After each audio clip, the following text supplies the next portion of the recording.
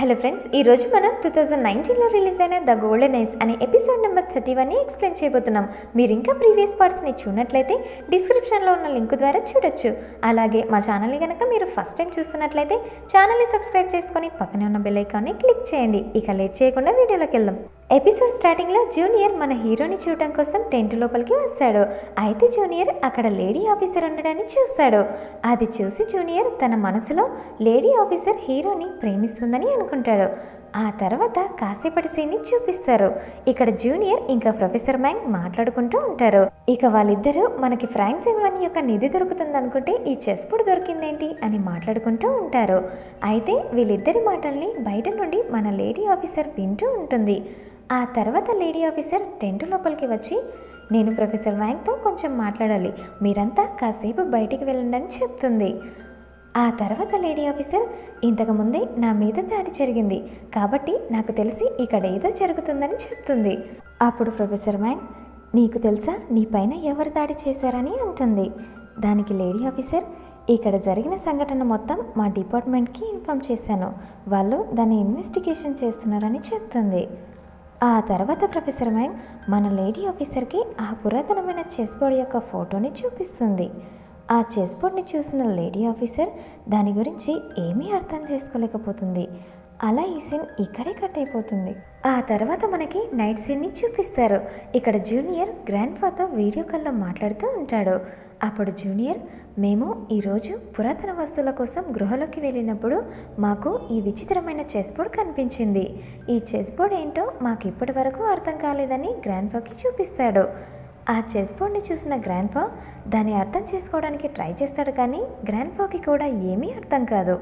ఆ తర్వాత గ్రాండ్ ఫా, మీకు ఈ చెస్ బోర్డ్ దొరికిన చుట్టుపక్కలే ఇంకొక గృహ ఉండే ఛాన్స్ ఉంది, లేదంటే ఆ చెస్ బోర్డ్ ఎక్కడైతే దొరికిందో దాని కిందే ఇంకొక గృహ ఉండే ఛాన్స్ ఉంది, కాబట్టి మీరు ఈ చుట్టుపక్కల ఉన్న ప్రాంతాన్ని క్లియర్గా చూడండి అని చెప్తాడు. ఇక ఆ విషయాన్ని అర్థం చేసుకున్న జూనియర్, అయితే వెంటనే ఈ విషయాన్ని ప్రొఫెసర్ మ్యాంగ్కి చెప్తానని అంటాడు. ఆ తర్వాత గ్రాండ్ ఫా మన హీరో గురించి అడుగుతాడు. అప్పుడు జూనియర్, ఈరోజు మేము గృహలో వెళ్ళిన తర్వాత హీరో హెల్త్ కండిషన్ చాలా క్రిటికల్గా మారిపోయింది, ఇప్పుడైతే పర్లేదు, మీరేం టెన్షన్ పడకండి అని చెప్తాడు.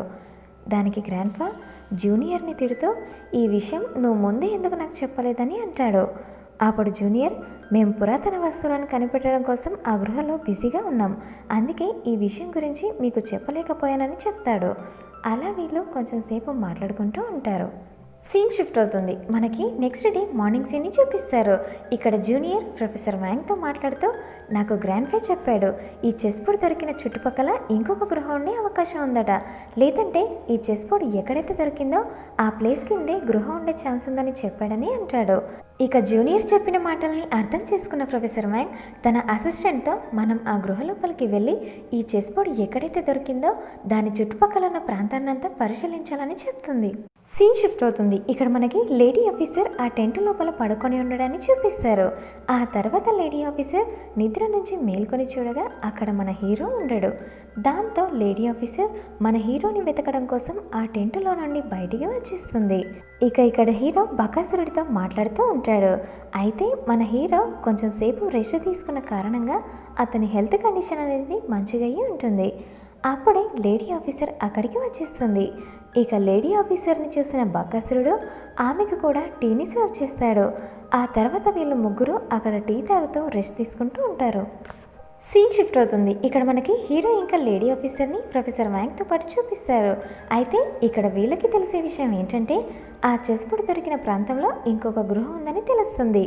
ఇక వీళ్ళు ముగ్గురు కలిసి ఆ గృహ లోపలికి వెళ్ళడానికి మాట్లాడుకుంటూ ఉంటారు. అప్పుడే ప్రొఫెసర్ మ్యాంగ్ మన హీరోని సైడ్కి తీసుకుని వెళ్ళి, లాస్ట్ టైం గృహలోకి వెళ్ళిన తర్వాత నీ హెల్త్ కండిషన్ చాలా క్రిటికల్గా మారింది, ఈసారి మాత్రం నువ్వు మాతో రాకపోవడమే మంచిదని మాట్లాడుతూ హీరోకి నచ్చచెప్తూ ఉంటుంది. దానికి మన హీరో మొండిగా మాట్లాడుతూ, ఈసారి గృహ లోపలికి వస్తాను, ఒకవేళ నా హెల్త్ పాడవుతున్నట్లు అనిపిస్తే ముందుగానే నేను ఆ గృహ లోపల నుండి బయటికి వచ్చేస్తానని చెప్తాడు. సీన్ షిఫ్ట్ అవుతుంది. ఇక్కడ మనకి వీళ్ళందరినీ గృహ లోపల చూపిస్తారు. అలా వీళ్ళందరూ ఆ గృహలో ముందుకు నడుస్తూ ఉంటారు. ఆ తర్వాత ఒక డెడ్ ఎండ్ వస్తుంది. ఇక మన హీరో తన గోల్డెన్ ఐస్ శక్తులతో ఒక బటన్ని చూస్తాడు. ఆ తర్వాత హీరో ఆ బటన్ని ప్రెస్ చేసిన వెంటనే ఆ గేట్ ఓపెన్ అవుతుంది.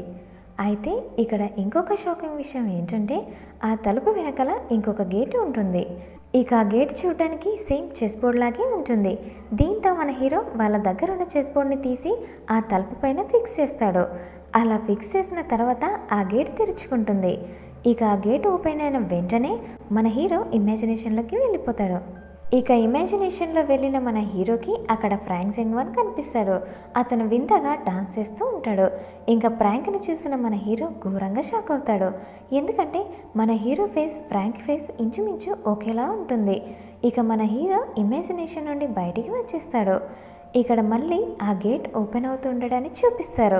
అప్పుడు జూనియర్, అరే ఏమైంది, అలా ఫ్రీజ్ అయిపోయావు, ముందుకు పద గేట్ ఓపెన్ అయ్యింది అని చెప్పడంతో ఈ ఎపిసోడ్ ఎండ్ అయిపోయింది. అయితే దీని తర్వాత వచ్చే ఎపిసోడ్ కోసం కామెంట్ చేయండి. వీడియో నచ్చితే లైక్ చేయండి, సబ్స్క్రైబ్ చేసుకొని మా ఛానల్ని. Thanks for watching.